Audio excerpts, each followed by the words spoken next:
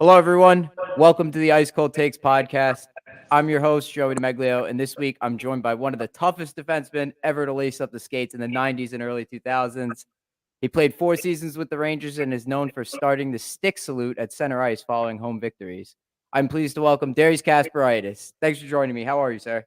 I'm good. Thanks for having me. Thank you. I'm good. Awesome. It's great to have you on. And a few weeks ago I was on Twitter, just scrolling through, and I saw an old commercial of you and Henrik Lundqvist surface. I don't know what it was. Lundqvist was talking to somebody, and all of a sudden you came in and body checked somebody, which is characteristic of you. I guess back in your playing days, and I followed by like with people. They were trying to get your name trending on Twitter, so they just kept tweeting your name over and over again. So that appreciation was there. Is that something that, at any point in your career you thought would happen? You'd have like a lasting legacy and have such an appreciation from fans even years after you retired?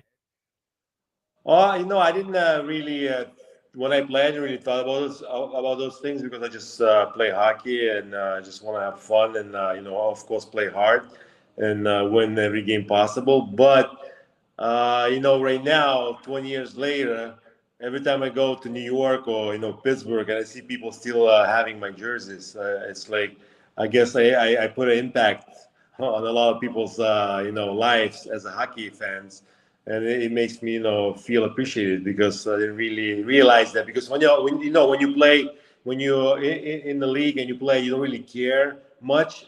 You kind of have your own bubble and you live your you don't want to talk to anyone most time. You want to just play the game and live your own life. But when you're retired, you realize how important it is to be part of the fans' lives and be interactive with fans. And then when you get old, you appreciate things like that. Yeah, and what's interesting is that you played for all rival teams. So you played with the Penguins, the Islanders, and the Rangers. And to this day, all three of those teams have their rivalries. And it's interesting to see how, you go to a Penguins game, people have your jersey. You go to an Islander game, people have your jersey. And if you go to a Ranger game, people have your jersey. And I think that speaks to, that kind of player you were at the time. If you were on a fan's team, they loved you. If you're against them, then it was like such a pain to play against you. So that style of play, how did you kind of embody that from your earlier career? Like, I don't how did really. that come to being? I don't really try to, have some have a style. I think when I was in growing up in Soviet Union, everybody want to play finesse hockey because at that time Russian team was dominating in the international stage. It was the tic tac toe hockey. But same time, I knew when I played juniors and every time we played Canada or America, it was always tough hockey. You have to kind of get hit or hit somebody, and we always, had big battles. So I think from the day one, I had this in me, as a talent, I guess, playing a physical game and hitting people. But I didn't realize until I came to NHL that was so easy to do in the beginning because the ice surface was so much smaller than international ring at that time. So I just started hitting everybody, and I think Al Arbor saw that talent in me, and it kept me, playing more defensive game and playing his best lines from other team. So you mentioned that the ice surface was smaller in the NHL compared to Russia, where it's a lot wider. So how much of an impact did that actually have on your play when you came over to the United States? Oh, it was much easier to play physical game. It was much faster. I think the game was faster in NHL because it was no a lot of regroups or breakouts, and it was a more dump and chase, and that's why it was more physical. And I think that's why it was so much easier for me to find hits because I consider myself as a good skater, and I think it was so much easier to close gaps and catch guys off guard. Good old days when you can hit somebody with the head down. It was actually considered being talented if you find somebody with a head down and finish a check. Of course, he has to have a puck. That was huge talent. Now, most of the hits are not. It's illegal to do them most of the times. I don't know. It was just very easy transition for me. I was 19-year-old kid coming from Soviet Union, and coming to New York and putting in a lineup 3 days since I arrived. 3 days later, I was playing a first NHL game, opening against New Jersey Devils. You know, I never got the chance to watch you play during your career, but my boss at the Old City Sports Network, Jesse, he shout out to them. Those guys are awesome. He's a big Flyers fan, and he's told me that, it used to be such a pain to watch you play. Again, like I said, you played for the Penguins, the Islanders, and the Rangers, and they all three of those teams rivals with the Flyers. So you must have had a lot of games against them where again, like you went up against big time players, Jean Leclerc, Eric Lindros, and you never backed down from a fight. I remember using you on NHL '07 on the PSP. I know a lot of people out there maybe listening would probably remember using you on the video game consoles, but it was so fun to use you as one of the skaters, one of the big open ice body checkers out there. So how did you know that relationship? I talked about Lindros, the relationship between you and Eric Lindros. I know he had called you and recruited you to the Rangers, but you had laid him out a few years prior. How did that relationship kind of develop between you two? Oh, it was no, Eric called me and said it's no hard feelings. It's hockey. It was my fault. I had my head down, and you just finished a check. It was not a dirty hit, and we became good friends when we played for the Rangers. And it was no hard feelings. But I know playing Flyers a lot, especially when I play in Pittsburgh. There was a interstate rivalry, and we hated the Flyers, and they hated us. And I think up to this day, I think if I ever go to a Flyers game and somebody realize it's me, I think I will be in trouble because I think people still hate me in Philadelphia until this day. Because I had a charity game a couple of years ago in Hershey, and this guy with the Flyers jersey was screaming, that I sucked, I'm a loser and things like that. I was like, dude, that was like 20 years ago. Let it go. So I know some people still have a hard feelings towards me. I was looking at a clip yesterday of an old Rangers Flyers game. At the end of the game, the Rangers were up. You guys were up 5-1, I think, and Donald Brashear went after you, and you guys kind of got into it. You didn't fight him back because I mean it was the end of the game. What were you gonna do? Why risk an injury? But in that moment, something in that moment where it's like you're about to win a game and you're closing it out, it was that like typical of you to just, not get involved in anything, keep yourself healthy, don't get in the penalty box, don't do something stupid. Was that something that you usually do? Oh no, really, you have to choose your battles. Donald Bashir was a big man, and he's known as a tough, good fighter in the league. And I never considered myself as a fighter. I was more a hitter.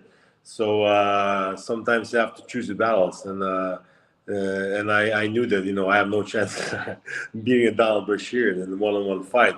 So I guess I turtled there. Yeah, especially it was at the end of the game though, Yeah, because sometimes that was my not game plan, but I usually end up driving other teams crazy and they want to just kill me. So that's why I usually drew a lot of penalties because people start being undisciplined and try to get into a fight with me, but I would never fight back. Sometimes I did if it was a Swedish guy or Finnish, had my better chances beating them. But most time I tried to play physical, and those guys didn't like it, so they would take penalties, and I put my team on a power play. But yeah, at the end of the game, it's no point. I think it was just a frustration from some teammates from opposite bench, and they just wanted to send a message, I guess. So, moving on to more time that you spent with the Rangers, I've heard many stories of how Henrik Lundqvist, was very competitive, especially during practice. You got the chance to play in front of him when he was just coming into the league as a rookie. So, was he as competitive then as he was, during the prime of his career? Was it Yeah, I think. consistent all the way through? Yeah, I think Henrik took everything so deep to his heart. Every loss, every bad game or every disappointment.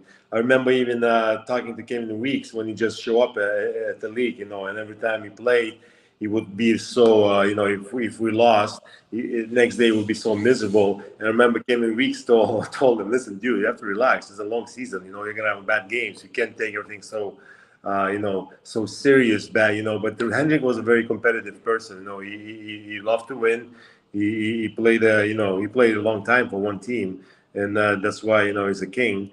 And I think his professionalism, that's why he got him through this a lot of games in NHL and playing and breaking all the records for the Rangers. Because he took every day as the last day. And he prepared himself. He prepared himself for the games all the time with a very serious outlook. You cannot talk to him. You cannot joke. Sometimes we just joke around before the game, but not. Did he ever scream at you or the other defenseman when the other team scored? No, I played with him a year and a little bit. I didn't play much, so he was still a rookie. So if he did that, I would punch him out probably. But Hendrik. Hendrik was, he was, maybe at the end he was screaming at the guys, but in the beginning he was very shy, and he just took his side of the net, and he relied a lot on him, so he didn't really say much in the beginning. I see. So at the time, when he's first coming into the league, he was still that competitive self that he was. Probably wanted extra shots during practice, but he wouldn't get on his defense. I understand. Yeah, because when you as a rookie goalie, you can't scream at the veterans. That's unacceptable. I don't think after this day, if some young guy comes in the league and you have a guy who played 12 years in the league and starts screaming at him, he wouldn't have a good time in the locker room after. Yeah, so that relate. I understand. You played with some key veterans during your time with the Rangers. You played with Lindros. You played with Jaromir Jagr. Did you spend some time with Brendan Shanahan too?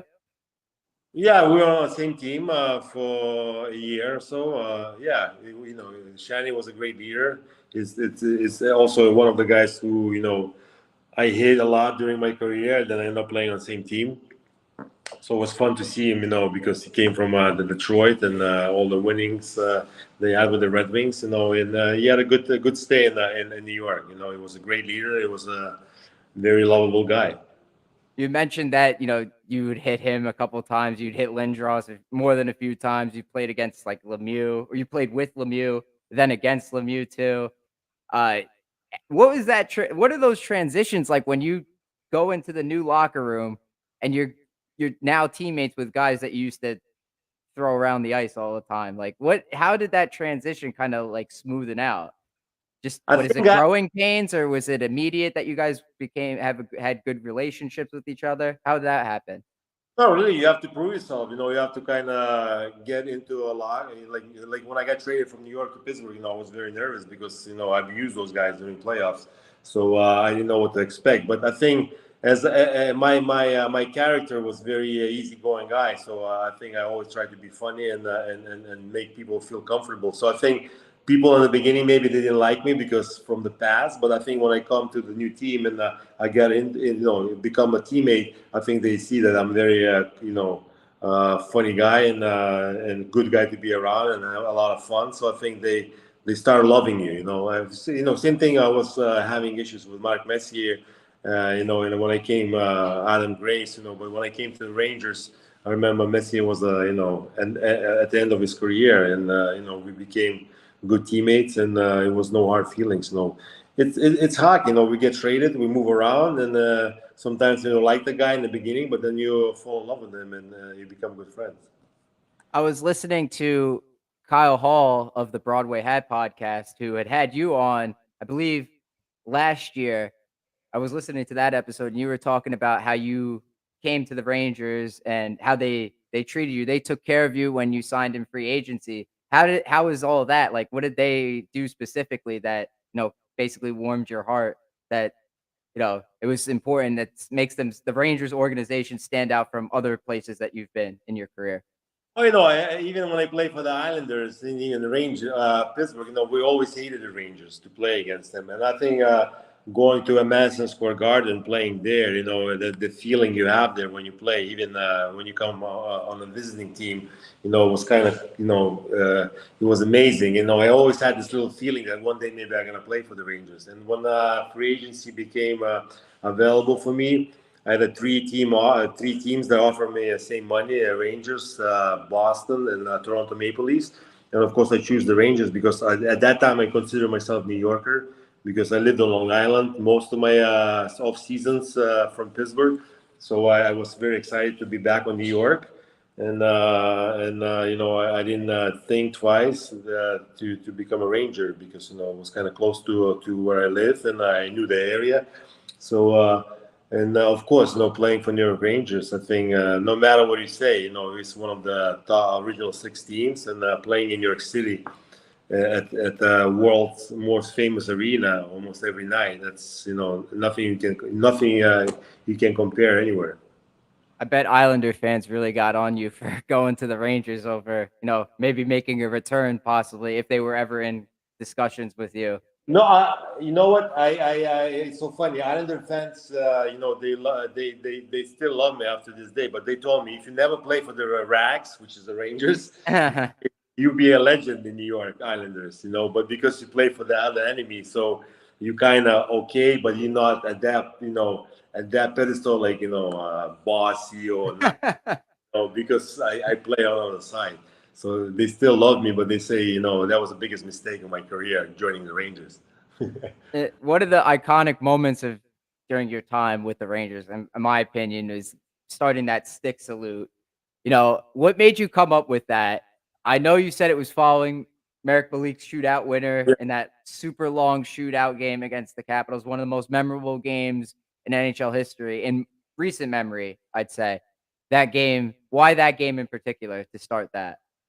Well, because it was, after lockout season, and our team was, we have a lot of new players on the team. And what happened, I think, it was so much, excitement after the game. Even Marek scoring the beautiful goal. So I kind of, skated to Yaromir and said, "Listen, let's go. Let's, take everybody in the middle of the ice and just raise the sticks." Because we do things like that in Europe, not specifically in the middle, but you just always thank the fans for participating in the game. So we did it that day, and people went crazy. So we decided to do every after every game we win. So we show appreciation to our fans, and I didn't know it's gonna stick, but it did. So. It's something that happened out of blue, but I'm glad that they still continue doing that. Yeah, so that was like an organic move from your part then, huh?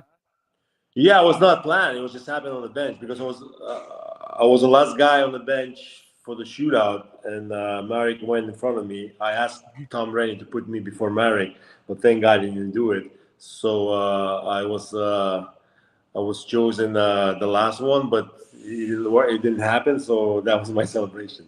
And now it's stuck. Like you said, it's stuck the salute to the crowd, not just with the Rangers, but every single team in the NHL has embodied that.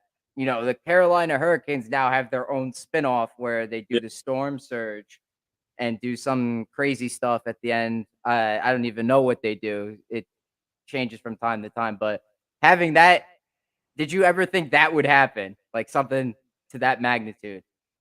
Not really. I think NHL was more like an old-fashioned league, so I don't think people. When I implemented that after my first game, a lot of guys, especially North Americans, looked at me like I was crazy. What was weird doing? And but we because we had a lot of Europeans. If you look at the roster, that team, it was a lot of people from Europe playing on our New York Rangers 2000, I think 16. So a lot of guys understood what I want to do, my idea.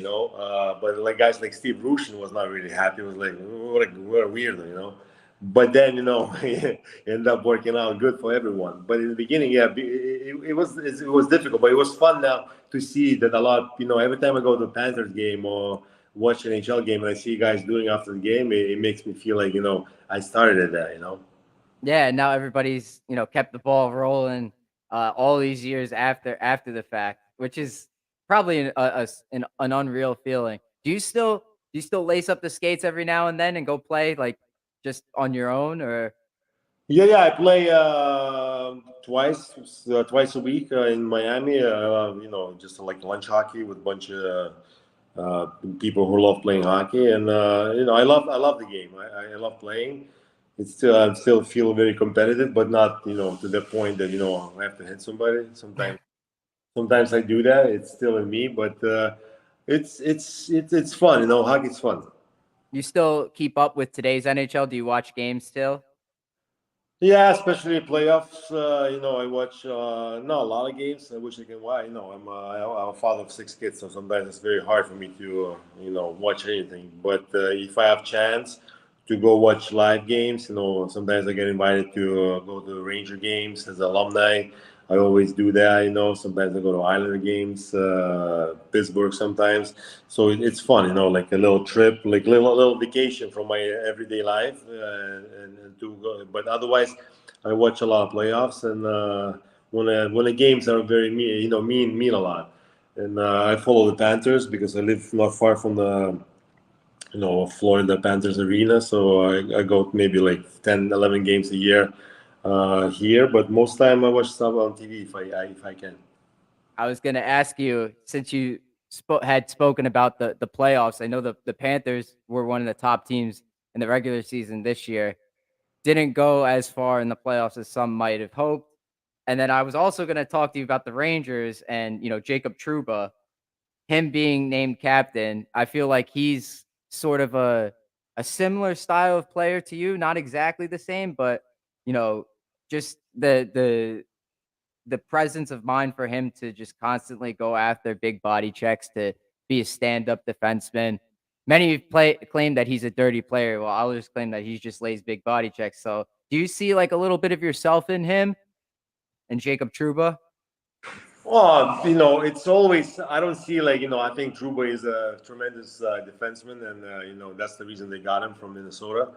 And In effect, I think when they got him, I think he was more offensive defenseman. He became this more stay-at-home defenseman than playing a physical hockey, which is very rare to see now these days. And that's why people don't like it, because God forbid you're gonna hit somebody with the head down, so they make it such a big deal. But all the hits he made, it was perfectly nice and good timing, and it changed a lot of games because of that. People don't understand how important hitting is. I know we don't want to see people getting hurt, but we have to teach our kids to play hockey with the head up, because eventually somebody's gonna get hurt, because if you don't teach them from the beginning, you're gonna get hit.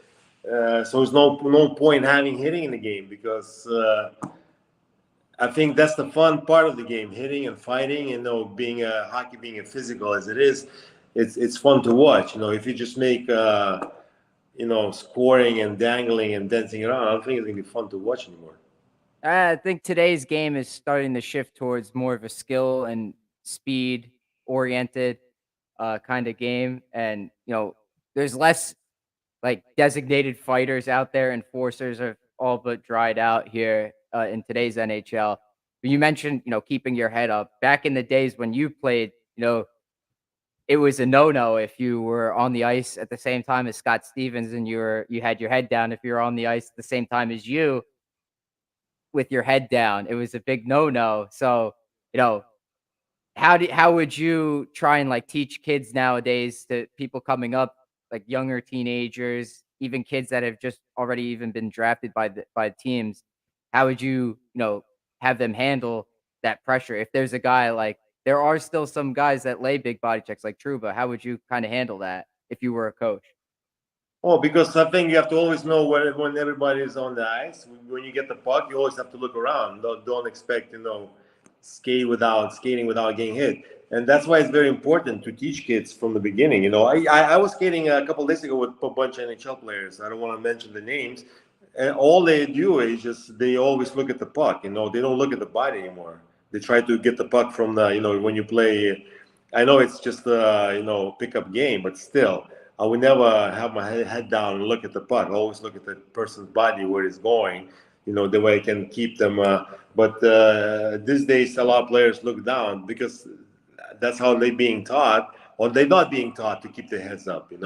So it's very important. But you know what? I'm telling you, if somebody's going to win a Stanley Cup with a lot of physical defensemen, it's gonna be like New Philadelphia Flyers. They'd be like, oh my god, you know what I'm saying? This guy's won a cup with all the stuff. Like Blues did a couple of years ago. They were a very tough team, and so right away next year people try to bulk up and get players on their teams that they can hit and play physical game. So I think it's gonna happen. This year Colorado was very fancy and schmancy, but. Next year, maybe somebody's going to win who's very rugged and playing physical hockey, and I think it's gonna come back eventually. Because eventually you have to pay the price to win, and you have to know how to make people pay the price to win. I agree. I think the Rangers also have made some moves over the past couple of years, getting guys that are more like sandpaper, like a Barclay Goodrow, Ryan Reeves, Yeah, and Vinny Trocheck now too, who could play great at both ends of the ice. And another skill I think that today's NHL defensemen need to have is speed in their skating, getting out of the zone quick. If you can't if you can't get out of your zone quick, then you're gonna tilt the ice in your direction. The other team's gonna spend a whole lot of time in there. So if you can't skate it out, then what's the point? You have to kind of you you can't just be like a huge body checker. You have to be yeah. able to skate too. Like you said too, you weren't just a big body checker. You felt that you were a good skater too. But listen, the reason they think that way right now because nobody's getting hit, like you don't hit, guys don't get hit, so they have to skid it out. But if you start hitting guys, they have to play the old-fashioned hockey game. They have to get the puck off the glass. You know what I'm saying? And go try to do forecheck. And I think they're still being taught that way, especially during playoffs. Get a puck out of the zone as fast as possible. I know we all want to see nice first pass, but sometimes it's not available. And if you want to skate it out, believe me, forwards are good skaters too. So. It's still, the moment forward's going to start hitting these, so nobody's going to start skating. Everybody's going to start shooting puck out of zone. Right. So I see. So as soon as that pressure is on, and you might not always have that option to skate it out or pass it to your other defenseman Yeah, or you have the to move the winger. puck as fast as possible. That's why we always had breakout. You get a puck DDD and move right away. You can take the puck and try to skate around the zone because it's very hard to do that. And even when I play, I think maybe we're not as talented as the players today, but you still had to make the first pass, and the faster you make it, the better it was. What did you think of the Rangers season this past year? I know you watch mostly when the games matter during the playoffs, but that playoff run they had was pretty incredible, was it not? Yeah, you know what was I think surprised a lot of people. I don't think they were kind of in the shadows all year long, and they play very good hockey. That was a fun team to watch. Unfortunately, they didn't beat Tampa, but I think the 2 rounds they had a great hockey, and I think it gave a lot of hope for this year to people, to come in and try to repeat that, maybe go even higher to the finals. Yeah, that was my next question I was going to ask you about for this year. Now that they've made some minor acquisitions, some minor adjustments. Ryan Carpenter in the bottom six. The big one is Vinny Trocheck in the for ideally the second line center position. So, do you think they're ready to take the next step? Maybe take it to a game 7 in the Eastern Conference Final, make it to the Cup Finals this year. Can you see that happening? It can happen because usually it's 2-3 year window when the team succeeds in playoffs, and I think Rangers have the window. If you look at the Carolina Hurricanes, the same thing. They've been battling in the first, second, third round for the past couple of years. Same thing happened to Islanders. Remember a couple of years ago, they made it. They didn't make it past first round for like 20 years, and suddenly they, went round one, round two. So. I think Rangers have the ability to succeed again this year, and as long as they stay healthy, and as long as Shesterkin's playing his head off as they did last year, so I think they have a good chance. One last question for you. So I can't believe I haven't even mentioned this already, but seeing as you were a former defenseman, the Rangers have one of the best defensemen currently in the NHL today, Adam Fox. What about his game, impresses you the most? Well, a lot reminds me of Brian Leach. I think maybe Brian Leach was a better skater, but the calmness, the confidence with the puck, I think, and the vision of the ice, Brian Leach was like that, So it's very good comparison, to Brian Leach. But yeah, I really have realize until he won a Norris Trophy a couple of years ago that it was so good, until I started watching after that. And yeah, he's a great defenseman. He always, every time, the Rangers score or something happens, he's always involved. So I think he's great. It's great to have him. Yeah, and I think him having him, and then on top of all the other younger defensemen like Ryan Lindgren, the Rangers have another physical defenseman, Braden Schneider, Keandre Miller. It seems like a good crop of young defensemen that they have there. Yeah, they D was good last year. The top six were unbelievably good. Especially with the youth and confidence they had. And I don't think they panicked. They always played a calm game, a physical game. And I think they're gonna mature more this year. So I think Rangers have a good future. Yeah, and I guess I could ask you one last Florida Panthers related question. The biggest acquisition, um, arguably this offseason by any team has been Matthew Tkachuk of the Florida Panthers. They had to give up Jonathan Huberdeau, but what did you think of that move? Well, I think Huber had an unbelievable season. He played good, but I think when playoffs came, unfortunately, I think Jonathan disappeared, and which is a lot of players do that. When it becomes very physical, it's sometimes hard to find points. And you start feeling more intense. And I think Kachuk is a player like they needed like that because I don't think he really cares about points. He's a very pesky guy. And I think guys like that very good for the team like Panthers because they have a lot of skill. Kachuk is very skilled player too, but I mean they need somebody like that who can get dirty and get the team going. And I think it is a great trade for both teams. I think Calgary and the Panthers. I think he's gonna have a tremendous season coming from Winnipeg to Miami. Ooh. Hmm. So Yeah, hopefully he can survive the first year. definitely one of my favorite players, Matthew Tkachuk. I was praying that the Rangers would try and make a trade for that kid, and it didn't end up happening, unfortunately. But I mean, he's one of those players, like you said. I guess that when the playoffs come around, he just takes it to a whole nother level, kind of like a Braden Point for Tampa Bay. And then there's other players, like you mentioned, that when the playoffs start, for whatever reason, they don't do as well. Is that like a sort of a mental, if you had to guess like a reason for why that might happen for a player, is that you think that's a mental side of it, or is it just that everybody else gets better while they just stay the same? It's just a lot of expectations because guys get 100 points a year per season, for example, like Hubbard. So expectations, playoff time comes, the fans, people expect them to be exactly the same way, score goals, get assists, and the game is tight. It's very hard to find goals. Because the teams are playing, very tight hockey. So sometimes they put so much pressure on themselves, so they couldn't do anything about it. So I think guys who are usually like Brandon Point, they always play in the shadow of Kucherov and Stamkos. So he always doesn't care. In playoffs, he just continues playing exactly the same way as he did in the season. That's why he's very successful. And I think that's what happened with the Rangers too. For example, Panarin, they didn't have a very. I don't think he had a great playoffs. He played good, but not as good as Mika Zibanejad. So it happens, it always happens. It's always new heroes when playoff starts. Sometimes not the star players, but like second, third line, forwards, or second, fourth defenseman who makes the game different. I guess that's why you need to have a whole team, that a well balanced team that anybody could contribute at any time.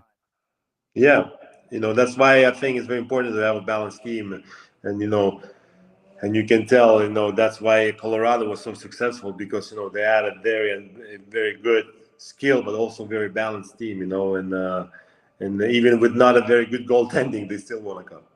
Right. Yeah. Everything else in front of them was good. The defense was solid. I'm sure you appreciated that, but that offense was stellar. Just, keep keep going at your face nonstop forecheck, and Yeah, it worked. Very persistent. it was a fun team to watch, of course. Yeah. All right. Well, Darius, thanks so much for doing this with me. We've run out of time. All right, man. Uh, Thank you. yeah, no problem. Ice Cold Takes fans, thanks so much for listening. We'll see you guys next week. Bye.